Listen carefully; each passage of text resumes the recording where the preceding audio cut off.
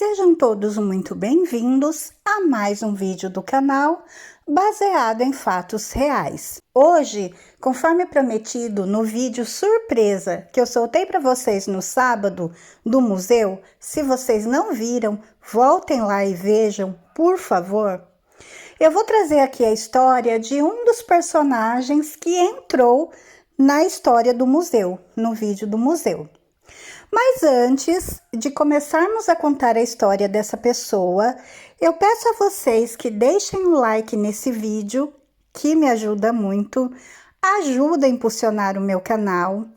Se você chegou aqui agora e não é inscrito, se inscreva no canal e já ativa o sininho de notificação, porque assim o YouTube te avisa toda vez que eu postar um vídeo novo. E compartilhem com seus amigos, com seus parentes, com seus vizinhos, para que eles também tenham uma boa história para ouvir. Peça para eles virem até o canal, conhecer a Andy e as histórias e também se inscreverem. Compartilhem também em suas redes sociais. Todos vão gostar de se distrair com uma boa história. Sem mais demoras, vamos todos entrar na nossa máquina do tempo e viajar para o ano de 1795.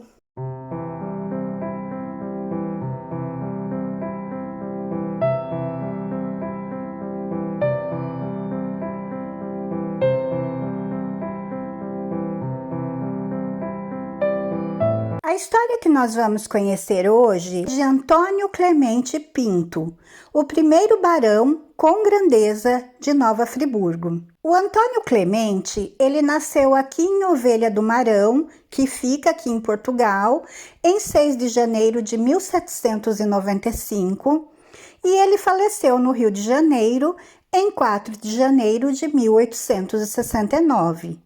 Ele foi um proprietário rural luso-brasileiro. Chegou ao Brasil em 1821, onde passou a trabalhar em uma loja na cidade do Rio de Janeiro.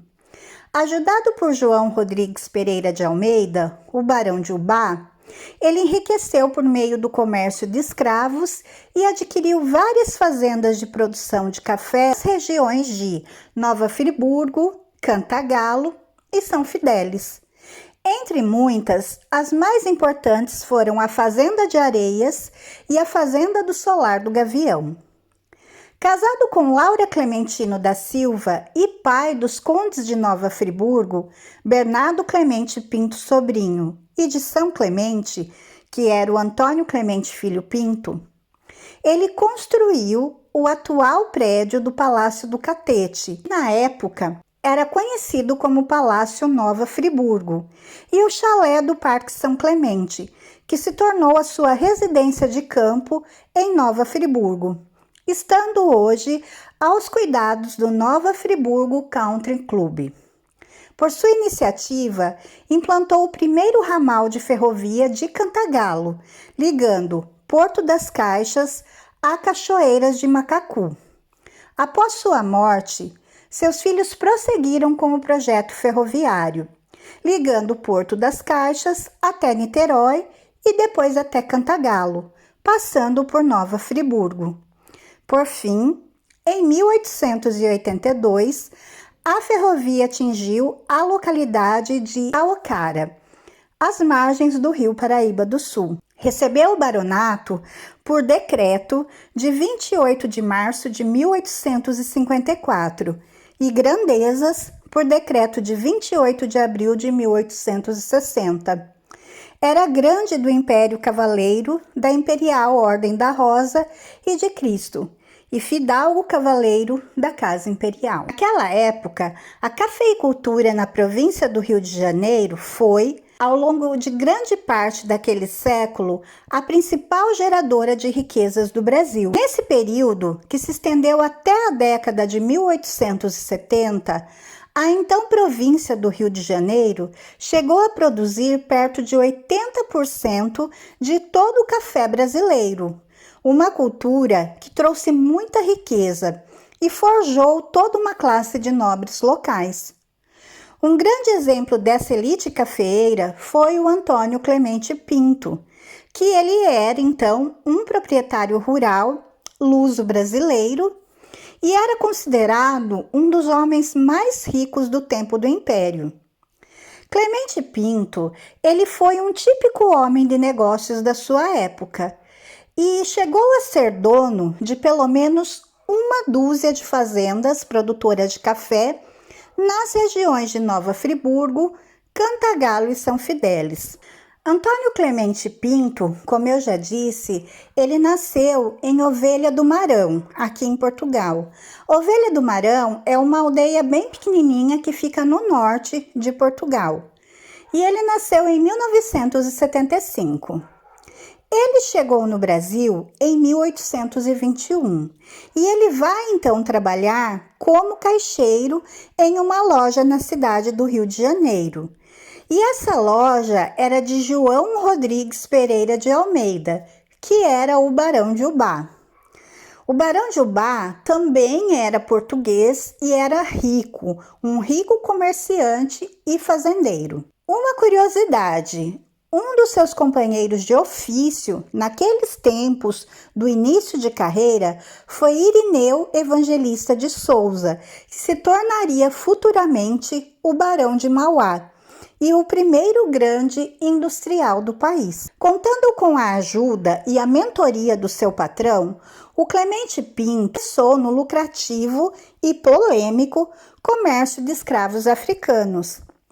Essa atividade, que até os meados do século XIX foi um dos negócios mais lucrativos das Três Américas, é fundamental para a agricultura da época, onde praticamente tudo dependia das pernas e braços dos escravos.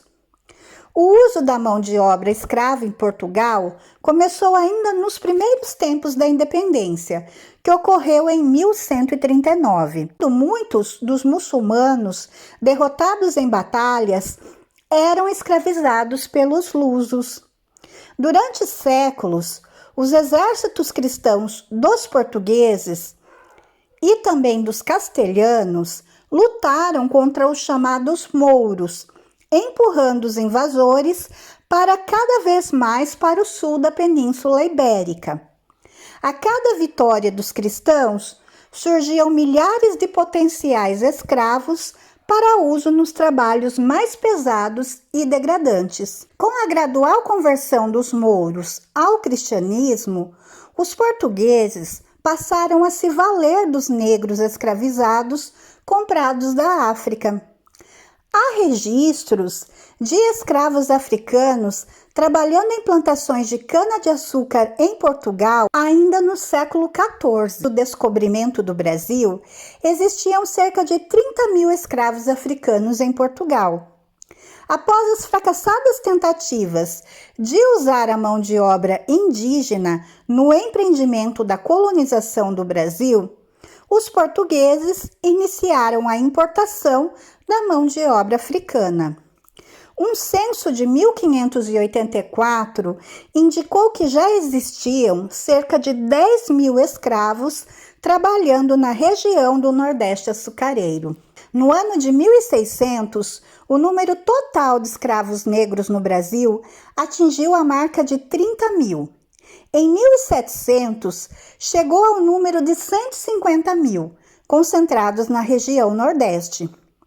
Durante o ciclo do ouro, a demanda por escravos aumentou ainda mais. Com o crescimento das plantações de café, a partir das últimas décadas do século XVIII, o tradicional negócio, mais do que nunca, foi de vento em popa para os empreendedores. Esses bons ventos, porém, mudaram de direção em 1845, quando o parlamento britânico aprovou uma lei inglesa que passou a conceder à Marinha Real Britânica o direito de abordar em alto mar qualquer navio de bandeira inglesa ou de qualquer outro país suspeito de tráfico de escravos. Essa medida passou a criar sérias dificuldades para o comércio internacional de escravos, o que levou muitos dos antigos comerciantes a mudar de ramo. Clemente Pinto passou a concentrar seus esforços e recursos na compra de terras para a produção do valioso café. entre outras atividades. Em poucos anos, Clemente Pinto se tornou um dos maiores produtores do Brasil. Citando apenas duas de suas fazendas, em Nova Friburgo, Clemente Pinto comprou a Fazenda de São Lourenço, com uma área de aproximadamente 2.000 alqueires, considerando o antigo alqueire mineiro. Essa medida correspondia a cerca de 9,6 mil hectares. Cada hectare corresponde a 10.000 metros quadrados. Na mesma cidade, também possuía a Fazenda do Cônego, com área de 1.200 alqueires. Cerca de 200 escravos trabalhavam nessas fazendas. Uma das grandes realizações de Antônio Clemente Pinto, e que nos dá uma verdadeira ideia do tamanho do seu patrimônio e visão de negócios, foi a construção com recursos próprios da Estrada de Ferro de Cantagalo, iniciada em 1857 e que se destinava ao escoamento de sua produção de café. O primeiro trecho dessa ferrovia, que foi concluída em 1860, ligava a Raiz da Serra, Cachoeiras de Macacu, em Friburgo, ao Porto das Caixas, na região de Itaboraí. Sucessivas ampliações, levadas a cabo por seu filho, o Bernardo Clemente Pinto, a linha férrea passou a ligar em 1876 Niterói a Cantagalo, passando por Nova Friburgo, com uma extensão total de 178 quilômetros. Em reconhecimento às suas grandes realizações, feito o devido pagamento pelo título nobiliárquico, Antônio Clemente Pinto recebeu o baronato através de um decreto imperial em 28 de março de 1854, junto com o título de primeiro barão de Nova Friburgo.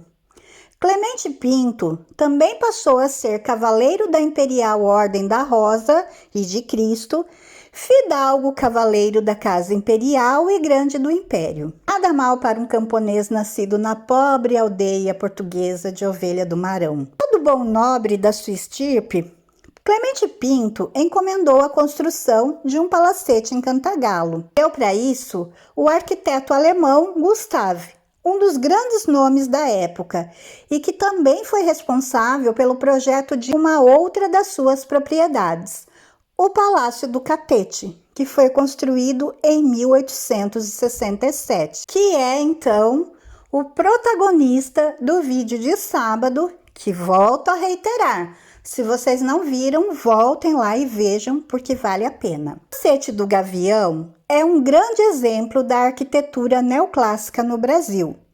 Fica localizado a cerca de 2 quilômetros do centro da cidade de Cantagalo, numa colina cercada por arvoredos e pomares. A construção, que atualmente pertence a particulares, ainda está bem preservada e mantém toda a sua nobreza. Entre os muitos requintes, a sala de jantar possuía uma parede onde foi feita uma belíssima pintura a óleo. Um renomado pintor francês veio de Paris especialmente para realizar a obra.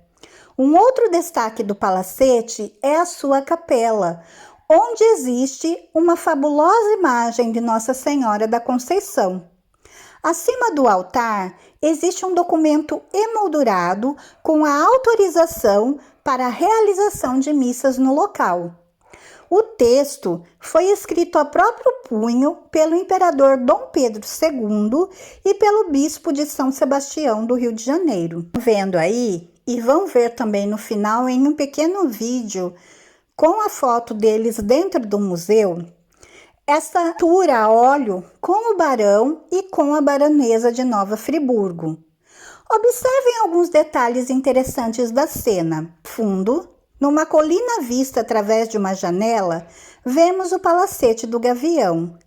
Na mesa ao lado, temos uma maquete do Palácio do Catete e nas mãos do barão, vemos um mapa com o trajeto da sua estrada de ferro, uma demonstração incontestável de riqueza, poder e prestígio. O barão viria a falecer aos 74 anos no Palácio do Catete em 1869, deixando uma imensa fortuna para os seus 2 filhos. Um enorme legado para sua região, além de muitas polêmicas e intrigas.